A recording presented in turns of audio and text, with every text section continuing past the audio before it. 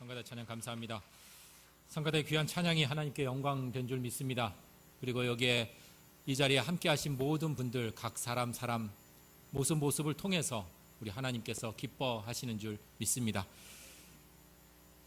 오늘 본문 말씀은 우리 2019년도 사랑으로 성장하는 교회라는 그 표에 걸맞게 우리 교회가 성장할 뿐만 아니라 우리 각 개개인의 삶이 정말 건강하게 성장하길 바라는 마음으로 마태, 마가, 누가복음에 함께 아우러져 있는 자라나는 씨 비유, 겨자씨의 비유에 대한 말씀을 준비하고 있었습니다. 설교 원고 작성을 위해 이런저런 자료 등을 점검하고 준비하다가 불현듯 제 책상 위에 놓여져 있는 것을 보았습니다. 바로 송구 영신 예배 때, 그리고 지난 주일, 새 주일 때 여러분에게 나눠드렸던 바로 이 성경 읽기 기도표였습니다. 2019 에브리데이 바이블 앤 프레이, 하나님의 말씀과 기도로 거룩하여 지민이라 라고 적힌 이 표지가 앞에 보였고요. 그래서 한 장을 넘겨서 안을 살펴보았습니다. 보여드릴까요?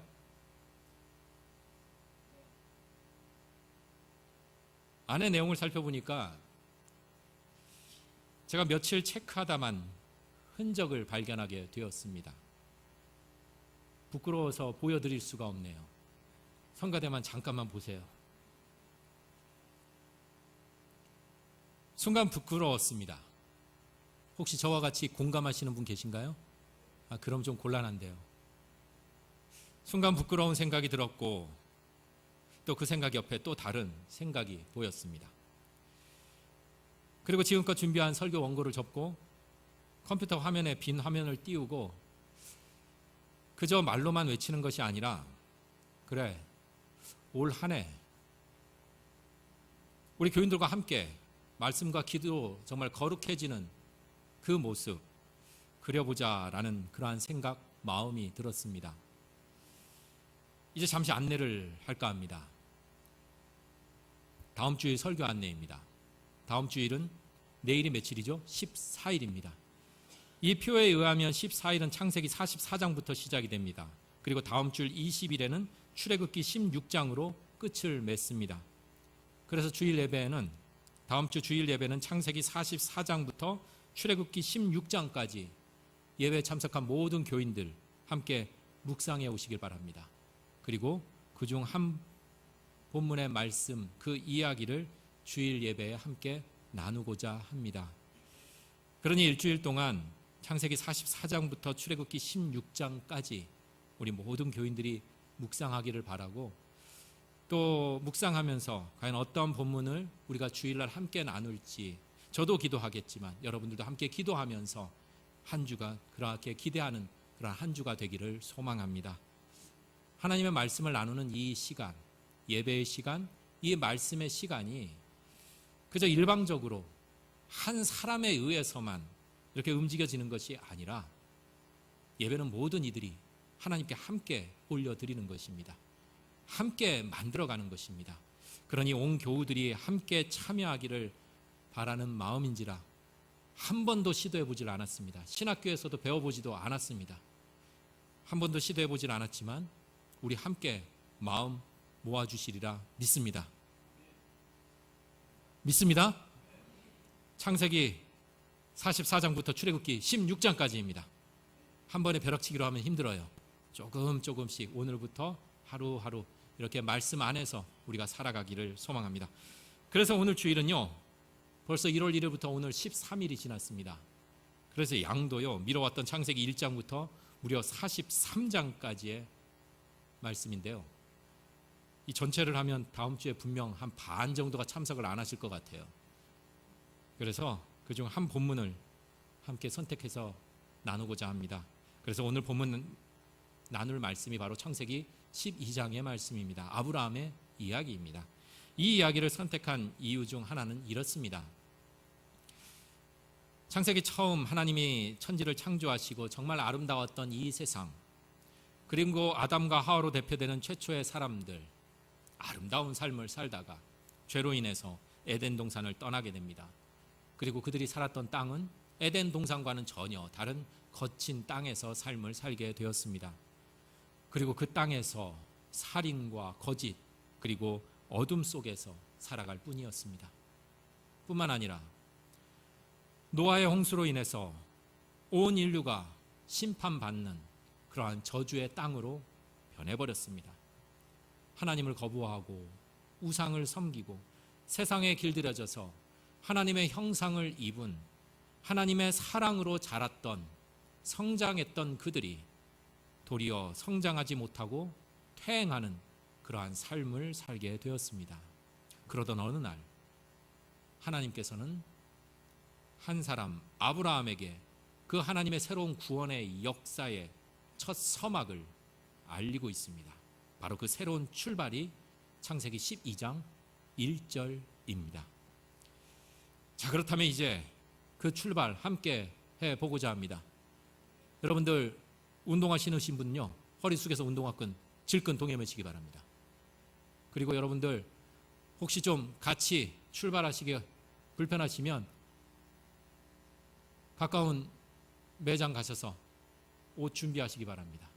그리고 혹시 여러분들 새로운 결심 안 하셨으면 엄청난 결단으로 시작해 볼까 합니다. 준비되셨나요? 운동화끈 매셨나요? 옷 다 준비되셨나요? 떠날 준비되셨나요?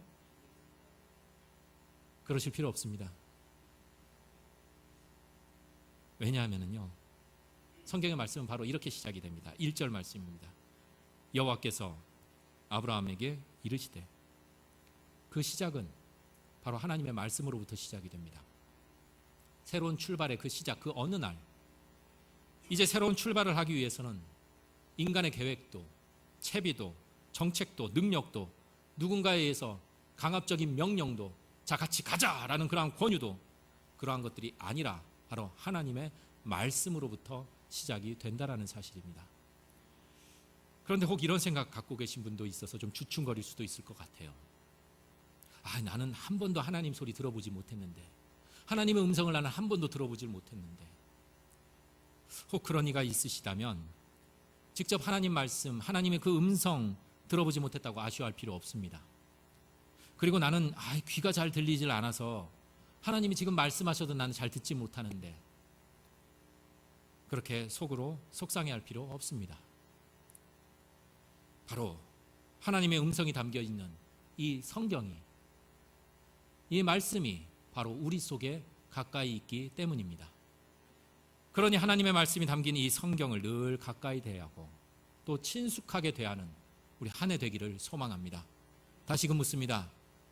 창세기 44장부터입니다. 출애굽기 16장까지 더욱더 하나님의 말씀에 가까이 다가가서 정말 하나님의 음성을 듣는 올 한 해가 되기를 소망합니다. 자, 이제 그 음성 들리는 쪽으로 우리 몸을 돌려서 집중해 보도록 하겠습니다. 1절 말씀입니다. 너는 너의 고향과 친척과 아버지의 집을 떠나 내가 내게 보여줄 땅으로 가라. 초등학교 때 처음으로 제주라는 아주 자그마한 섬을 벗어나서 서울을 방문한 적이 있습니다. 전철도 타보았고요, 남산타워도 올라가 봤고, 그때 제일 높다는 63빌딩도 올라가 봐서 정말 제 한눈에 다 담을 수 없는 그 서울 시내를 보았습니다. 여기 계신 분들 그때 본 분들 같아요. 지나가는데요, 어떻게 얼굴에 다 하얀 분들을 바르신 것처럼 피부들이 다 그렇게 고울 수가 없어요. 그러면서 집으로 돌아가는 그 비행기 안에서 다짐했습니다. 내 고향과 친척과 아비의 집을 떠나리라. 오늘 이 1절의 말씀, 고향을 떠나라, 이 하나님의 말씀, 그 어린 섬 소년의 그 개인적인 결단이나 필요성이 아닙니다. 당시 고향을 떠난다는 것, 고대 사회에서 고향을 떠나는 것은 죽음입니다. 우리가 잘 알고 있는 고대 함무라비 법전에도 살인을 지른 사람에게 가해지는 형벌 중에 하나가 고향 떠나게 하는 추방명령입니다. 그러니 한때 우리 사회에서는 고향을 떠난다는 것이 출세와 성공의 어떠한 상징처럼 여겨질지 모르지만, 고대 사회에서 고향으로부터의 떠남은 자살행위나 마찬가지입니다. 그리고 오늘 말씀 속에서는 그 떠나라는 어떤 당위성도 보이질 않습니다. 왜 떠나야 하는지. 사업에 실패해서, 오늘도 미세먼지로 더 이상 이 도심지, 이 빡빡한 도심지 생활이 갑갑해서, 내 건강이 좋지 않아서 요양을 갈 필요가 있어서, 아이들 교육 때문에, 직장 이동이 있어서, 이런 것들이 아닙니다. 더욱 하나님의 내 눈앞에서 요새처럼 3D 영상으로 보여주는 땅도 결단코 아닙니다. 새 아파트 지어지기 전에 모델하우스라도 보게 되는데, 모델하우스도 없으면 조감도라도 있기 마련인데, 여행 가더라도 미리 사전 정보라도 있는데, 지금 아무것도 보여주질 않고 보여줄 땅으로 가라라는 이 명령뿐입니다. 그러니 이 명령 앞에 서 있는 내 모습 보니 가슴이 막 벅차고 온몸에 막 전율과 감사함이 차고 넘치는, 희망과 기쁨이 충만한 그러한 모습은 보이질 않습니다. 모든 것이 불확실하고 불안하고 터무니없는 명령입니다. 더더욱 이 명령이 힘겹고 무겁게 다가오는 이유 중 또 하나는, 이 명령을 받을 당시 아브라함의 나이는 4절에 75세라는 시간의 한계 속에 있다는 점을 강조하고 있습니다. 새로움을 계획하고 시작하는 데는 턱없이 이상한 그러한 시간의 한계 속에 담겨져 있습니다. 이 시간, 75세라는 이 시간은 무언가를 새롭게 시작하기보다는 주변의 것들을 아름답게 잘 가꾸고 관리해야 할, 되돌아보아야 할 그러한 때입니다. 그런데 오늘 2절의 말씀처럼 큰 민족을 이루고 이름을 창대케 되는, 어떻게 무언가를 새롭게 시작할 수 있겠습니까? 더욱 12장 바로 앞절에서는 아내 사라는 임신하지 못하는 처지이라 그 가족, 가문을 잇기는커녕 어떻게 큰 민족을 이룰 수 있겠습니까? 모든 것들을 감안한다고 해도 말도 안 되는 그러한 명령임의 약속입니다. 하나님의 새로운 구원의 역사를 그러한 상황에 처해 있는 아브라함에게 전하고 있습니다. 우리 조금만 상식적으로 한번 생각해 볼게요. 합리적으로 한번 생각해 보자면, 큰 민족을 이루고 이름을 창대케 하기 위해서는 아브라함이 있는 자리에서 출발하는 것이 그래도 수월할 듯 싶습니다. 모아두었던 어느 정도의 재력도 있을 것이요, 그리고 여기저기 펼쳐놓았던 인맥들, 관계망도 있을 것이고요, 그리고 지금껏 그 자리에서 살아왔던 한 곳에서 익숙한 곳에서의 그러한 경험을 토대로 어느 선까지는, 어느 정도까지는 이룰 수 있을 텐데, 그것도 아니고 지금 그 자리를 떠나라고 합니다. 의문이 듭니다. 왜 하나님은 이렇게 힘들고 어려운 명령 내리실까요? 투정을 부리게 됩니다. 과연 하나님께서는 이렇게 하시면서 과연 하나님은 얻고자 하시는 그 바가 무엇일까? 목적이 무엇일까? 오늘 1절의 말씀에는요, 여러분들 두 눈을 크게 뜨지 않으셔도 돼요. 안 보이는 모습이 있습니다. 마음의 문을 열어도 보이지 않는 그런 말씀이 있어요. 1절의 말씀에 우리말 성경에는 빠져있는 단어가 있습니다. 바로 너를 위하여라는 이 단어가 빠져 있습니다. 그렇다면 너를 위하여라는 이 단어를 집어넣으면 오늘 1절의 말씀은 이렇게 증언이 됩니다. 곧 너를 위하여 너의 고향과 친척과 아비의 집을 떠나라. 그리고 내게 보여줄 땅으로 가라. 이 모든 것들이 누구를 위해서요? 너를 위해서. 아브라함 너를 위해서. 그러니 이 모든 것들이 우리를 시험에 빠뜨려서 난처하게 만들어서 신앙 포기하게 만들거나 마치 어려운 숙제 내어서 힘들게 해서 절망시켜서 신앙생활 아무나 하는 것이 아니구나라고 핀잔을 주기 위함도 아니라는 것입니다. 엄청난 시험에 통과한 사람만이 복을 받을 수 있고 상을 받을 수 있다는 것을 강조하기 위함도 아니라는 것입니다. 더더욱 이 모든 모습을 보면서 하나님께서 막 기뻐하고 즐거워하기 위함도 아니라는 것입니다. 이 모든 것들이 아브라함을 위한 것이랍니다. 그리고 올 한 해 우리가 함께 하나님의 말씀을 차곡차곡 내 삶에 쌓아가기 위해 마음을 열어서 이제 아멘으로 화답한 결단한 우리 말씀을 듣는 나를 위함이고 바로 우리를 위함이라는 사실입니다. 한 해를 시작하며 다시금 생각해 봅니다. 우리 새로운 출발을 위해서 그 출발을 하는 날에는 바로 내게 있는 자리에서 떠나야 한다라는 그 당연한 진리를 되새겨 봅니다. 그런데 그러한 당연한 진리를 내가 받아들이지 못하고 용납하지 못하면서 우리는 이렇게 고백하는지 몰라요. 이렇게 투정 부리는지 몰라요. 왜 내 신앙은 제자리 걸음일까? 왜 우리의 신앙은 자라지 않을까? 왜 우리의 믿음은 성장하지 않을까? 그렇게 답답해하는지 고백해 봅니다. 내 생각, 내 경험, 심지어 신앙도 그 자리에서 안주하면서 머물러 있으면서 그저 투정 부리고 답답해하고 절망하며 살아가고 있지는 않은지 고백해 봅니다. 솔직히 그것이 그저 그렇게 안주하고 편안하게 있는 것이 내 고향집처럼 아무 일도 일어나질 않고 위험 부담도 없고 불편하지도 않습니다.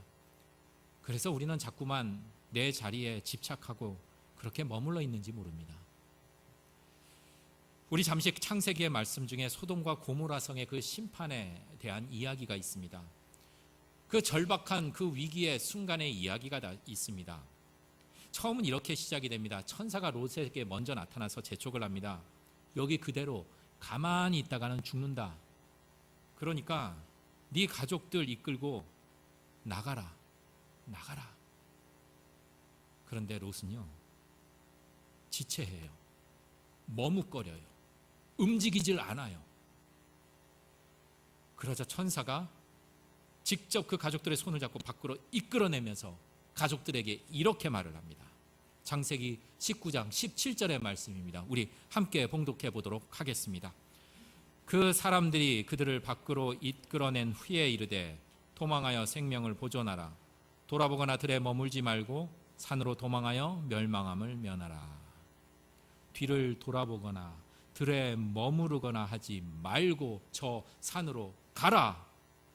그렇지 않으면 죽게 된다.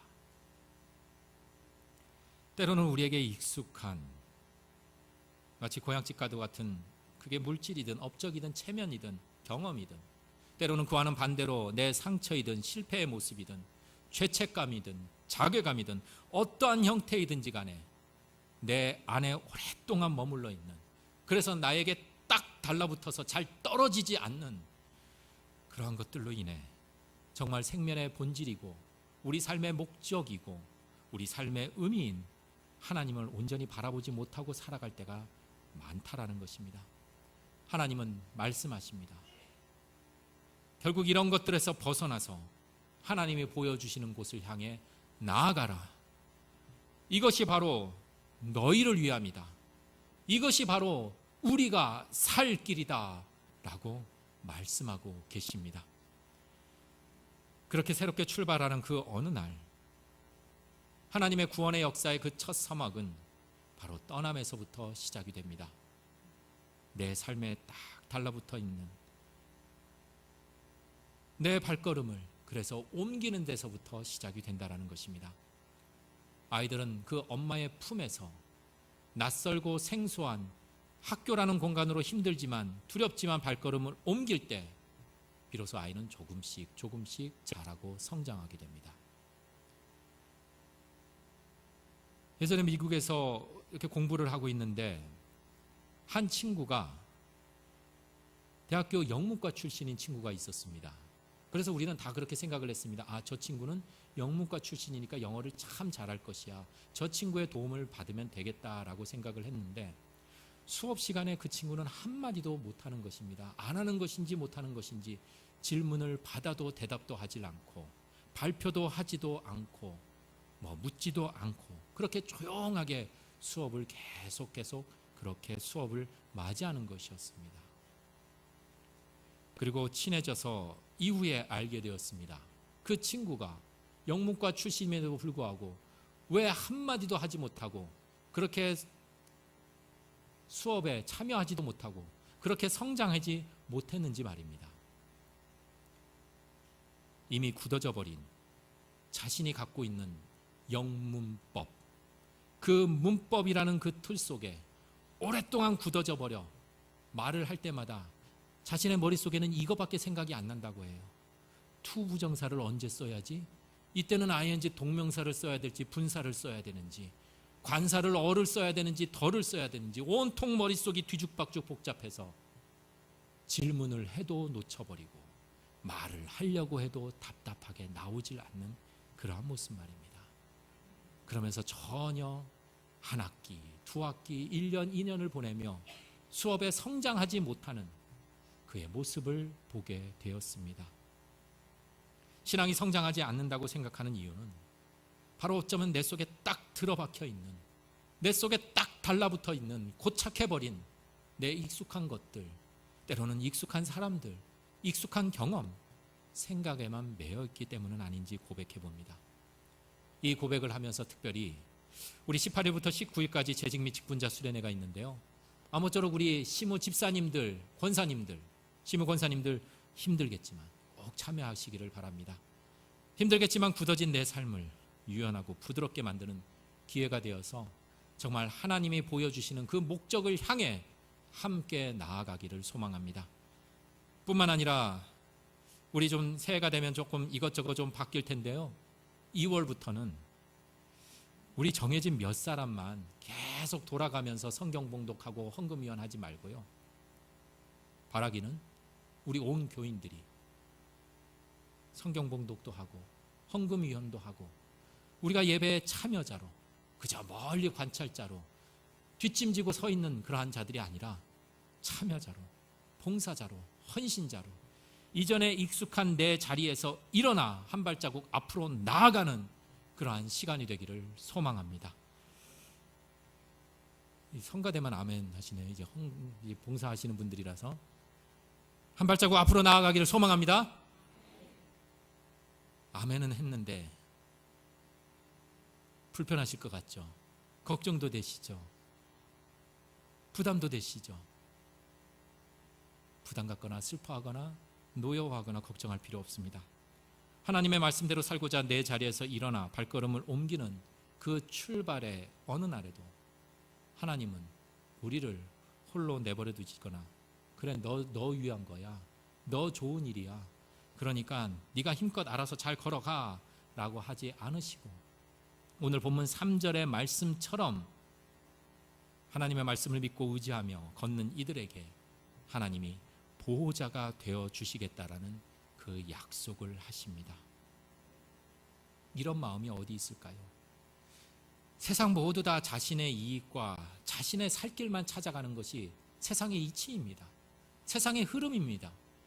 그런데 하나님께서는 자신이 아닌 이 모든 것들이 나를 위하여, 우리를 위하여, 그리고 또 늘 든든한 지원군이 되어 주시겠다라는 그 귀한 마음 말입니다. 그러니 부담 가지지 마십시오.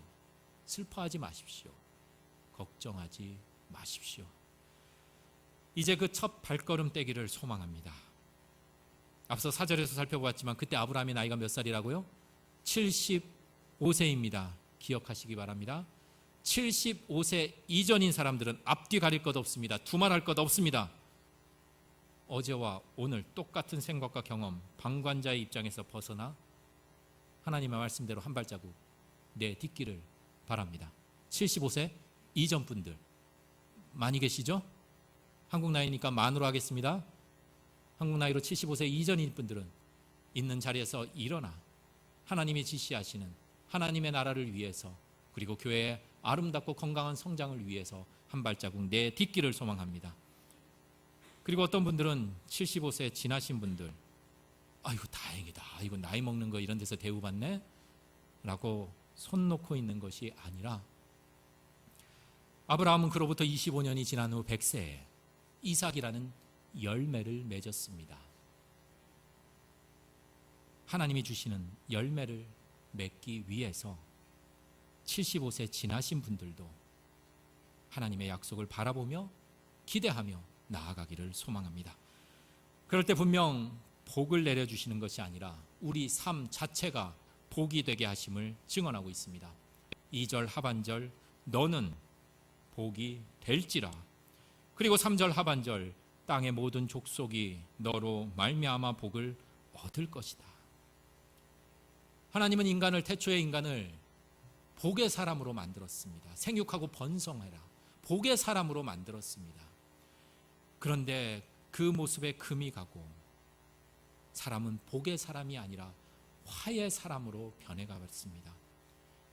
그래서 가인은 자신의 재물이 받아들이지 않기에 불신과 분노에 쌓여서 결국 복의 시간, 복의 역사를 만들어간 것이 아니라 그 분노에 휩싸여 화의 사람, 화를 만드는 역사를 만들어 가버렸습니다.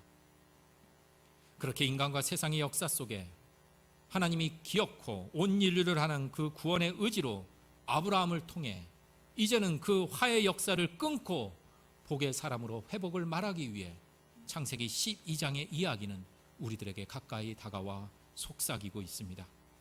결국 우리는 아브라함과 같이 하나님의 부르심을 받아 화의 사람이 아니라 복의 사람, 화의 길을 걷는 사람이 아니라 복의 길을 걸어가는 자들입니다. 그러기 위해서는 떠나야 합니다. 그리고 반복되지만 그 떠남은 무조건 떠남이 아니라 올바른 방향, 바로 하나님께서 말씀하시는 곳으로의 그 움직임, 내가 내게 보여줄 그 땅으로 가라라는 그 말씀을 기억하고 명심하기를 소망합니다. 내가 생각하고 세상이 우왕좌왕하며 많은 사람들이 우르르 몰려가는 그곳이 아니라 하나님이 보여주시는, 곧 지시하시는 땅으로, 그리고 우리 교회가, 우리 가정이, 우리 일터가 향하는 그 방향도 세상의 유행과 인기에 몰입되어 우르르 몰려가는 것이 아니라 바로 그 길이 협소할지라도, 그 길이 잘 보이질 않을지라도 하나님이 지시한 곳이기에, 하나님이 가르치는 곳이기에 하나님이 보여줄 곳으로 가면 복이 된다라는 것입니다. 이제 끝으로 고백합니다. 하나님은 옛일에 집착하지 않으십니다. 만일 하나님께서 옛일에 집착하신다면 우리들이 지은 죄, 실수, 믿음 없는 그 모습들, 누군가를 미워하고 실망하고 절망의 그 모습들로 인해서 우리는 지금 이 시간이 감사와 찬양, 그 기쁨의 예배의, 축제의 예배가 아니라 저주와 멸망이, 어두운 심판의 재판정이 될 것입니다. 하지만 지금 우리는 하나님의 초대를 받아, 하나님의 부르심을 받아 하나님께 기뻐하고 감사하고 내 마음을 하나님께 내어보내며 드리는 귀한 축제, 귀한 예배의 자리에 우리가 서 있습니다. 그러니 다시금 고백합니다. 하나님은 옛일에 집착하지 않으십니다. 그리고 마침내 새 일을 이렇게 이루십니다. 이사야 43장 18절에서 19절까지의 말씀, 우리 하나님의 그 귀한 마음을 담아 우리 함께 고백해 보겠습니다. 너희는 이전 일을 기억하지 말며 옛날 일을 생각하지 말라. 보라, 내가 새 일을 행하리니 이제 나타낼 것이라. 너희가 그것을 알지 못하겠느냐? 반드시 내가 광야의 길을, 사막의 강을 내리라. 아멘. 약속하십니다. 과연 누가 이 은총, 이 약속에 응답할 수 있겠습니까? 움직이는 사람입니다. 내가 딛고 서 있는 자리에서 발을 떼는 사람입니다. 발걸음을 옮기는 사람입니다. 바로 이 시간 함께 예배드리고 이제 하나님의 말씀을 우리 삶에 차곡차곡 담아내고자 하는 바로 여기에 모인 우리들임을 이 시간 고백합니다. 함께 기도 드리시겠습니다.